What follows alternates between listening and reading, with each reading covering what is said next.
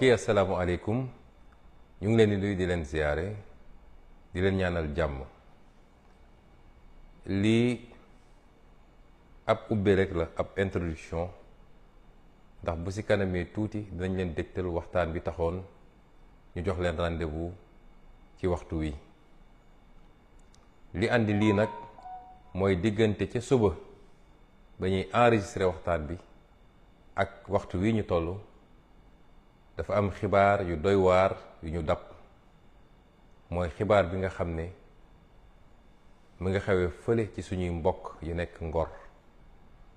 ñu ne nag dinañu ubbee waxtaan bi ci loolu gannaaw bu ñu gërëmee sant suñuy nattaango leaderu Yewwi Askan Wi nga xam ne tey def nañu waxtaan wu am solo, waxtaan ak sénégalais yi te jëmale ko ci suñu jëmm daal di feddale kóllëre ak xaritoo, waaye surtout feddale diggante gi nga xam ne moo dox ci man ak ñoom ci li nga xam ne gëm-gëm la, pas-pas la ak bëgg réew mi la. mbokk yi li xew Yoff, li xew Ngor ñun ñëpp ko gisandoo muy lu doy waar. ab nguur boo xam ne day xëccoog askanam suuf soo xam ne matul sax hectare, gën saa bëri ne nañ 6000 mètres carrés la, mu koy xëccoog askanam ba mu jar violence bii nga xam ne ñun ñëpp gis nañ ko. nguur goo xam ne day xëccoog askanam lu tuuti ci suuf, gannaaw bi ñu xañee askan woowu suuf su bari soo xam ne seeni maam ak seeni maamaat amoon nañ ko. ba tey soo demee Ngor nit ñaa ngi dund ci xat goo xam ne ndax famille yi màgg na, yaatu na, ñu dagg suuf sépp séddoo ko ak jaay ko. ba tey tuuti leen dese woon ñu amoon mbébét def fa ay projet, ñu leen loolu dafa amee. nguur gu ñàkk yërmande ci askanam ba loolu andi lii nga xam ne Sénégal yépp a ngi koy gis, àdduna bi yépp di ko gis, muy dal ci kaw sa population. nguur goo xam ne lenn rek la xam diggante ak population bi mooy ku yëngu naa dal ci kawam, naa ko tënc, naa ko gaañ. loolu yépp na ñu teg ko ci force restera à la loi. fàtte ni nag force restera à la loi mooy doole day dellusi ci yoon.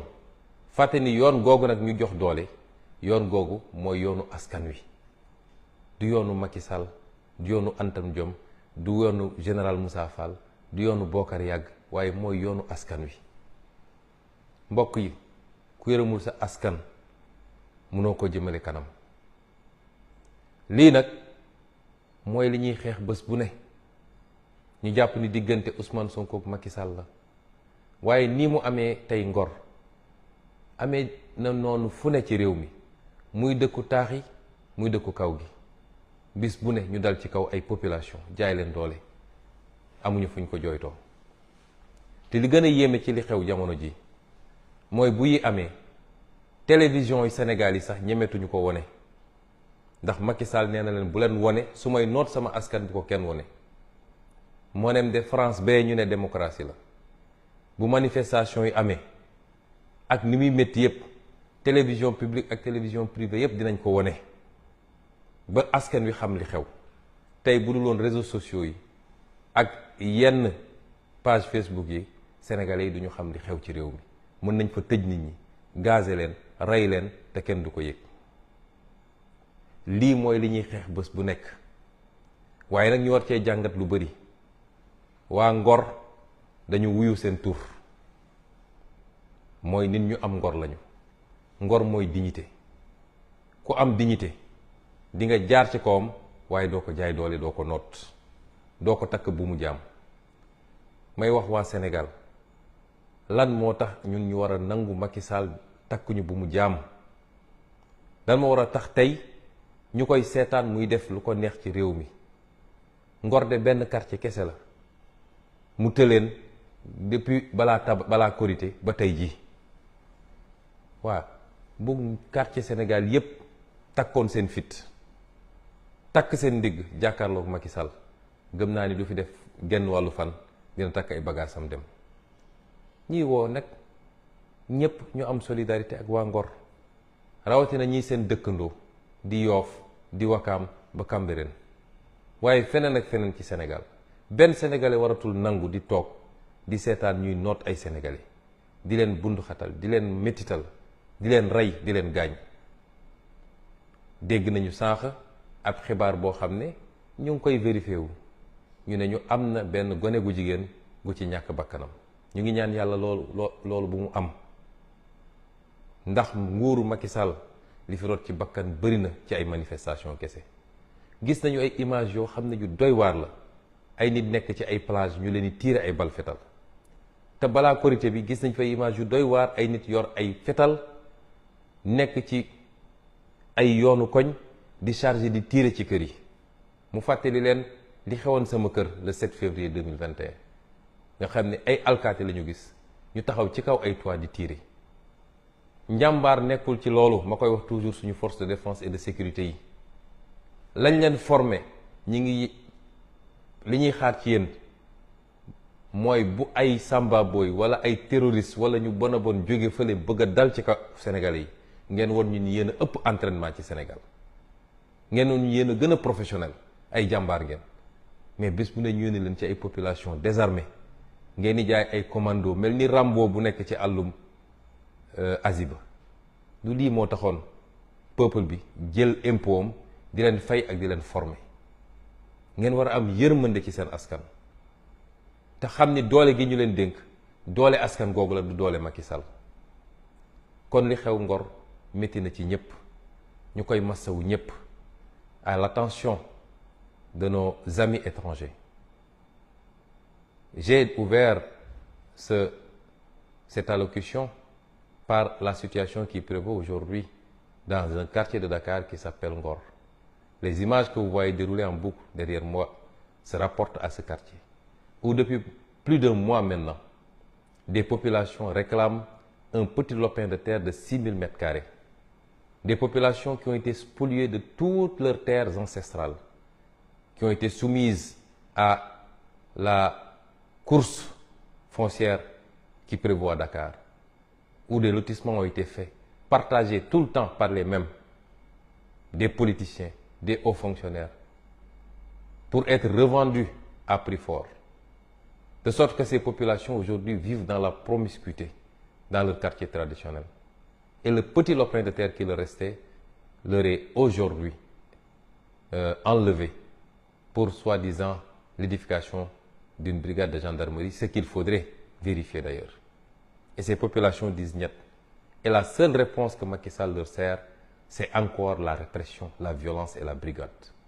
Et les images qu'on a vues aujourd'hui, les images qu'on a vues les jours passés, sont indignes d'un État comme le Sénégal.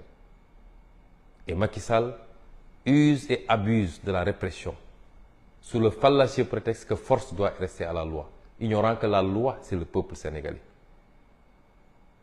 Et ce qui se passe est déplorable. Et c'est cela l'objet de notre combat de tous les jours. C'est ces violences que nous subissons tous les jours. Beaucoup de Sénégalais ou certains Sénégalais ont pu penser que c'est une adversité politique simplement, que ça tourne autour de la conquête du pouvoir. Que nenni, on se bat pour des principes et des idéaux, pour que notre démocratie, pour que nos libertés ne soient pas confisquées par un homme boulimique de pouvoir, entouré de gens qui se sont enrichis sur le dos du Sénégal et des Sénégalais. Et aujourd'hui, nous constatons ce qui se passe à Ngor avec beaucoup d'amertume. Mais l'enseignement qu'on en tire, parce qu'en Wolof, Ngor veut dire dignité. Et ces habitants-là répondent bien au nom de leur cité. Parce que désarmés, même désarmés, ils font face à un régime arbitraire et délibérément violent. Nous appelons tous les Sénégalais à se solidariser avec le quartier de Ngor. Et le principal enseignement que j'en tire, c'est que si les Sénégalais se mettent debout, prennent leur courage à deux mains, il n'y a pas de force de répression qui peut les contenir. Et Macky Sall ne passera pas une journée de plus à la tête de ce pays. Si c'est un quartier qui résiste depuis plus d'un mois, imaginez ce que ferait le soulèvement de tous les quartiers pour résister à l'oppression.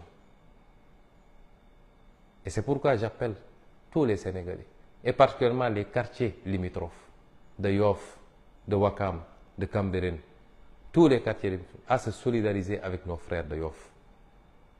Nous avons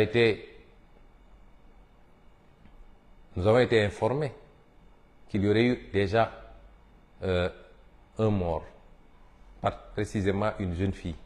Nous sommes en train de vérifier l'information et nous souhaiterons qu'il n'en soit pas ainsi. Et ce serait déplorable parce qu'il y a eu trop de vies humaines perdues sous le régime de Macky Sall, abattues lâchement par des forces de défense et de sécurité pendant des manifestations. Des dizaines aujourd'hui. Et Macky Sall ne compte pas s'arrêter à si bon chemin. Il faut arrêter ce massacre qui ne dit pas son nom. Et c'est pourquoi je lance un appel à tous les Sénégalais et à toute la communauté internationale à s'intéresser de très près à ce qui se passe au Sénégal. mbokk yi lii la ñu bëggoon a ubbee parce que lu ñu dab la balaa ñuy commencé yéguñu ko woon ba ñuy door enregistrement bi sànq ci suba.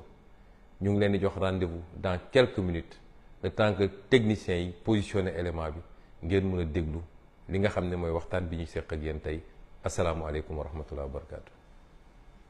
léegi proposé ma naka laay génne